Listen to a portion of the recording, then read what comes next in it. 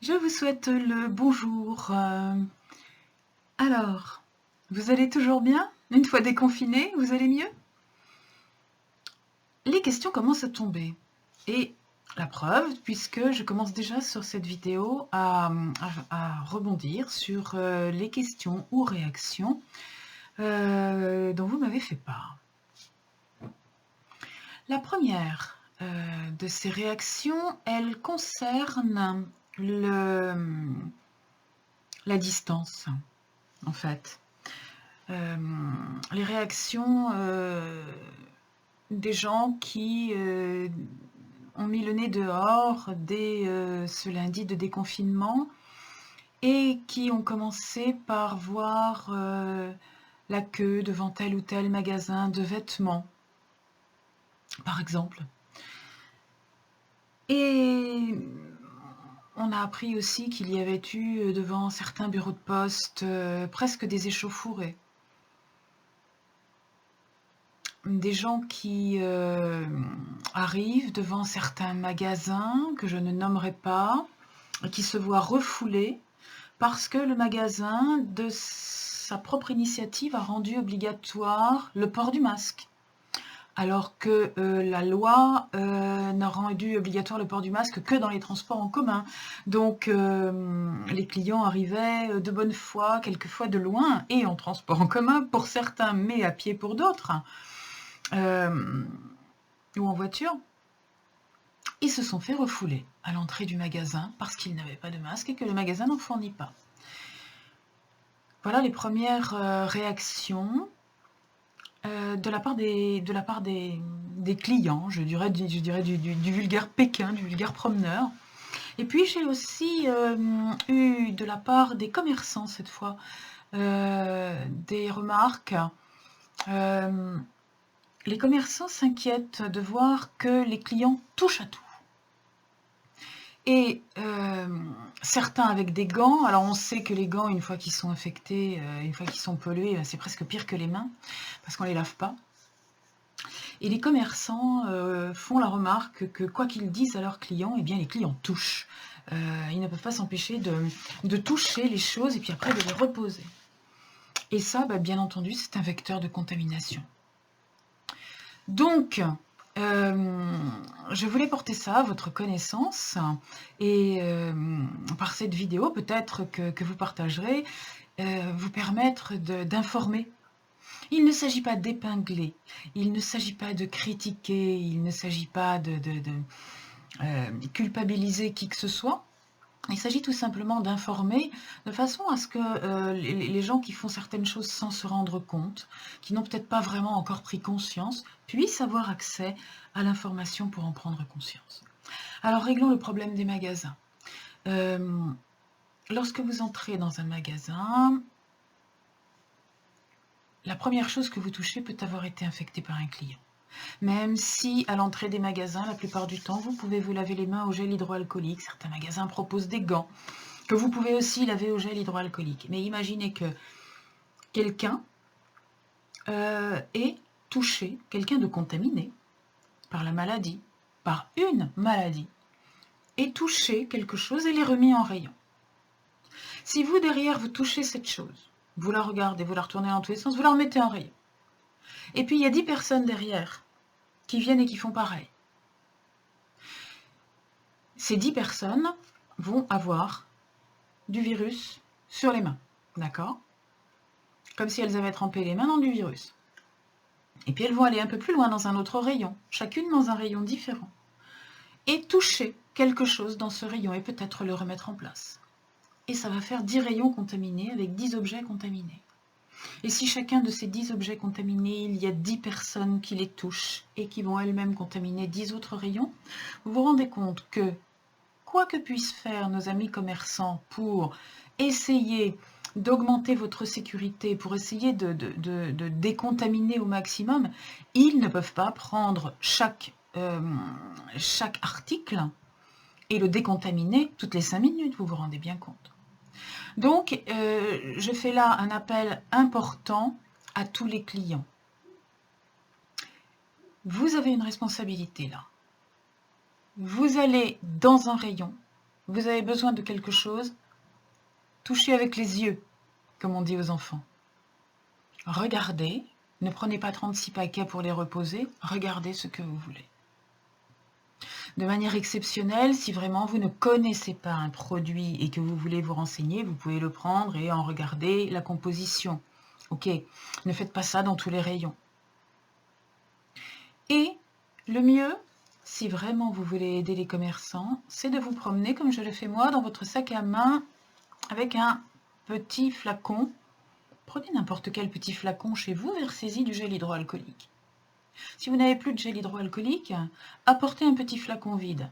Remplissez-le, pas 1 litre, un petit flacon que vous pouvez mettre dans votre sac à main. Remplissez-le avec le gel de la grande surface. Les grandes surfaces mettent des grands bidons de 5 litres en général. Remplissez-le avec ce gel. Et si vous voulez vraiment toucher quelque chose, eh bien, passez-vous les mains ou les gants au gel hydroalcoolique avec le gel qui est dans votre sac à main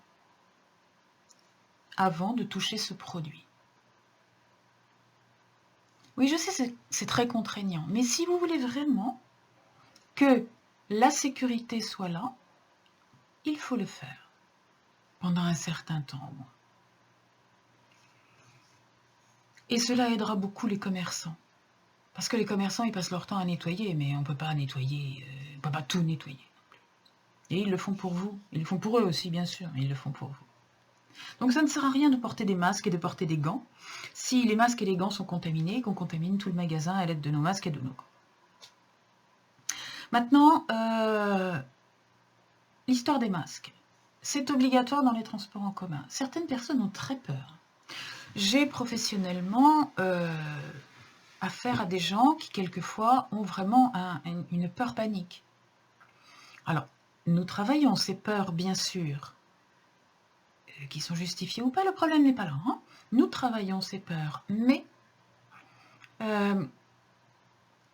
il est très simple de soulager ces gens pendant quelques semaines, au moins, le temps du déconfinement, le temps que les choses reviennent à un certain apaisement. Vous pouvez avoir, je vous l'ai dit, vous pouvez faire très facilement un masque. Les médecins maintenant, certains médecins en tout cas, vous disent, et des médecins qui ne sont pas des polémistes, vous disent n'importe quoi devant la bouche, même un foulard. Vous pouvez mettre un foulard. Voilà, et l'attacher à la Zorro. Hein. Mettez le foulard et puis vous l'attachez derrière. Ou bien vous prenez n'importe quelle espèce de bout de tissu que vous avez chez vous en double exemplaire. Voilà, vous prenez un rectangle et dans ce rectangle, vous le pliez en deux et vous donnez un coup de ciseau sur les 9/10 de la hauteur pour détacher une lanière. Et ça vous fait un masque. Ça vous fait un masque qui n'est pas un masque chirurgical, qui n'est pas un masque hyper efficace, mais il va protéger. Voilà. Si vous voulez que ça tienne encore mieux, vous pouvez faire l'histoire de la petite torsion.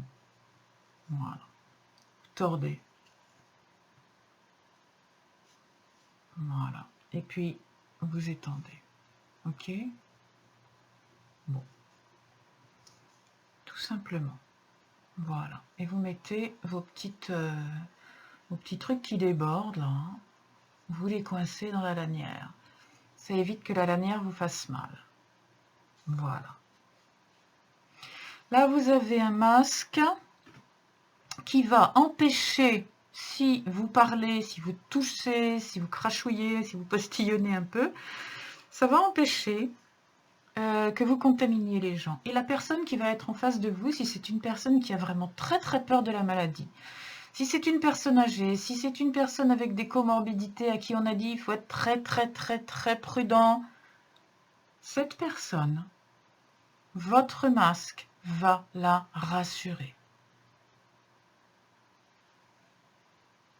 Alors je l'enlève pour pouvoir vous parler tranquillement. Vous voyez que ça n'est pas compliqué. Ça n'est pas compliqué de rassurer les gens. Bien sûr, ce type de masque ne sert pas à grand chose, à part effectivement à vous empêcher de postillonner sur tout ce que vous touchez. Si vous portez un masque pour rassurer les gens, ou pour aller dans ces magasins qui mettent l'obligation du masque, pas la peine d'incendier le vigile à l'entrée, pas la peine d'incendier la caissière, qui n'y est pour rien. Ça n'est pas elle, ça n'est pas lui, le vigile, qui a pris la décision. Lui, il est là pour exécuter. Il est là pour vous faire exécuter les consignes de son patron. C'est pas lui qui a choisi. Alors ne l'engueulez pas, il n'y est pour rien. Il est comme vous. Et en plus, toute la journée, il se tape des gens qui sont ronchons. Il se tape des gens qui lui disent des choses pas toujours gentilles. Et au bout du compte, qui lui crachent peut-être dans la figure. Soyez gentils.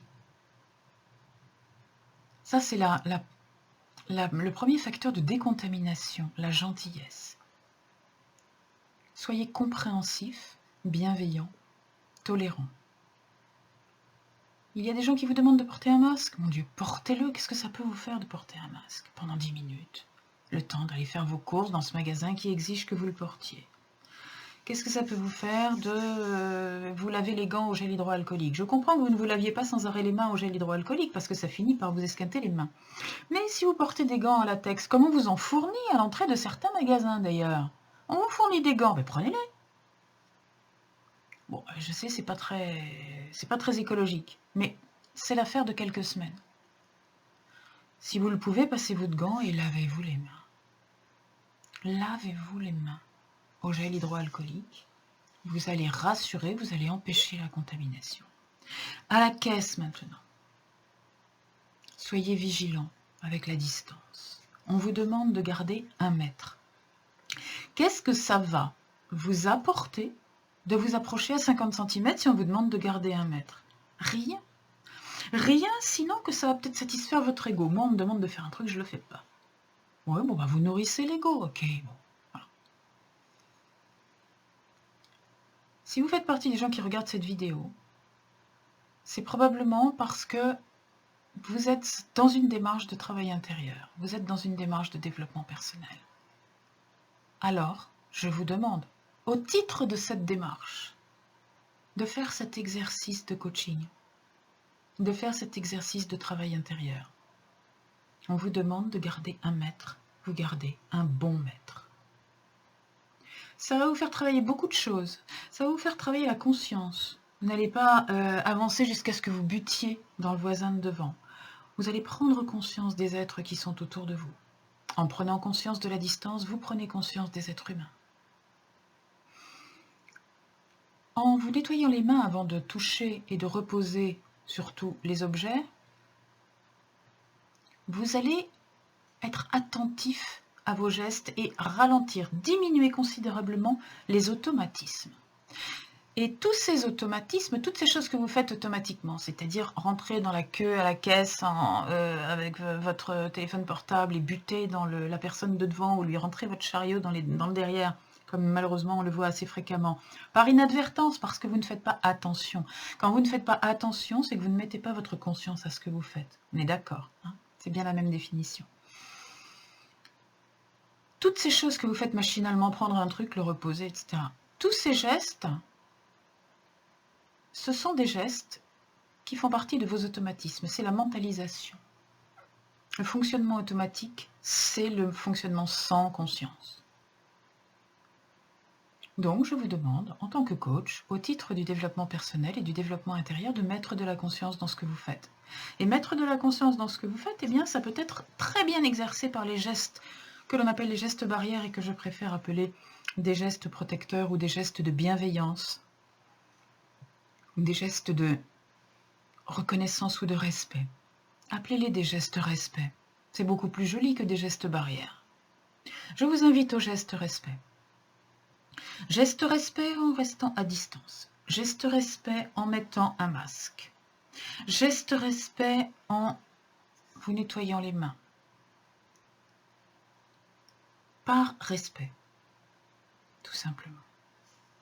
Alors après, que dire de tous ces gens qui vont faire la queue devant les magasins? J'espère que vous n'en faites pas partie. Si vous en faites partie, bien prenez conscience que c'est très irrespectueux comme comportement. Très. Cela peut considérablement déranger d'autres gens.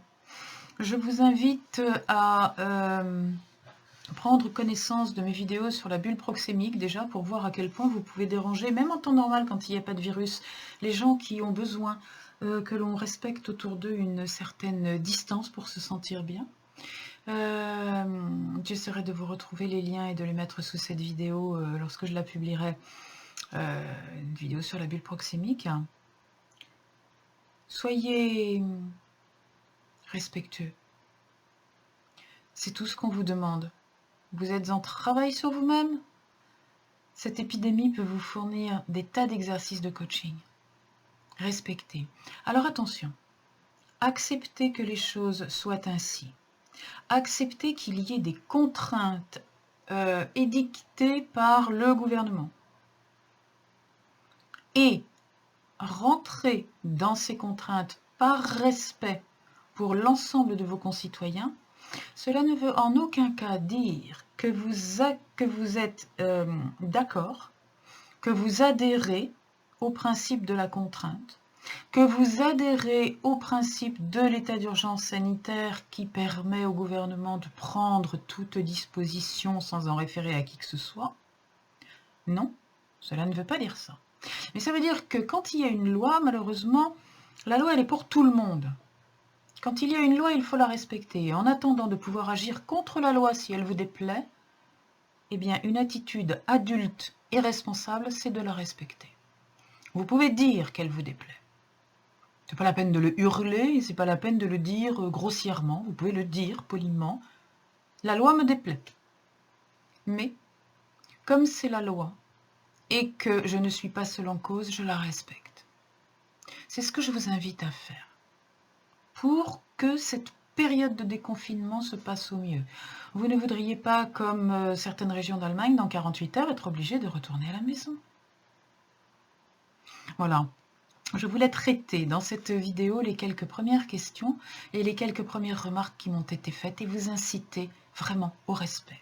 J'ai tout un parcours sur le respect. Si vous voulez le travailler, ce sera avec grand plaisir.